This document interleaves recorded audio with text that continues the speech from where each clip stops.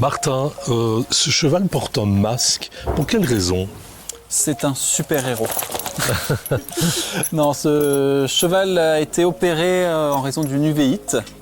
Et c'est pour ça qu'il a un masque, aujourd'hui. Uvéite, qu'est-ce que c'est que l'uvéite? Eh ben, uvéite, à chaque fois que vous avez un mot là, qui termine comme ça par ite, c'est qu'on a eu une inflammation, donc tendinite, inflammation d'un tendon. Uvéite, inflammation de l'UV. L'UV, qu'est-ce que c'est? C'est différentes structures qui sont dans l'œil. L'iris, cette chose qui s'ouvre et qui se ferme pour adapter à la luminosité. Les corps ciliaires qui sont derrière l'iris, et la choroïde, qui est vraiment la partie qui est à l'arrière de l'œil sur laquelle se repose la rétine. C'est bien une pathologie. Et c'est une pathologie un peu multiple parce que ça concerne différents endroits. Mais voilà, c'est une maladie de l'œil, en tout cas.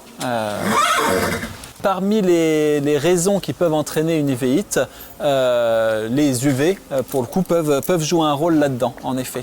Mais le masque va à la fois permettre de protéger de ces UV, mais également des poussières, des mouches et d'autres choses qui peuvent encourager après une inflammation dans l'œil. Et qui dit vient, c'est vous qui fabriquez ces masques spécifiques à tous les problèmes d'yeux chez les chevaux. D'où vient cette idée de protéger les yeux des chevaux déjà?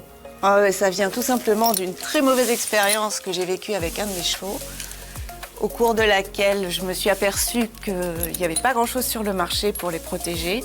Et du coup, ça m'a donné l'idée de créer cette société il y a environ une petite dizaine d'années. Le masque qu'on voit, c'est un masque qui est préconisé pour la prairie, le paddock? Il est conçu pour être à l'extérieur, donc quand le cheval est au repos, au pré, au paddock, et qu'il a besoin d'être protégé des UV, du vent, de la poussière et bien évidemment des insectes. On a l'impression que le cheval est complètement aveuglé, pas du tout. Alors pas du tout, bien évidemment, il voit très bien au travers. En revanche, ce qui fait la différence entre nos masques et, on va dire, les masques classiques, qui sont de très bons masques aussi, c'est le niveau de protection anti-UV. Ça, c'est vraiment très important et c'est ce que recommande le vétérinaire. Donc ça veut dire que la partie grise...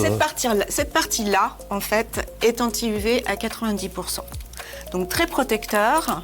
Et en même temps, comme le mesh, c'est le nom de la toile qui est utilisé là, est micro-perforé, eh bien, ça protège aussi du vent, de la poussière et c'est déperlant. C'est-à-dire que quand il pleut, la pluie a tendance à glisser sur le masque et pas à rentrer à l'intérieur.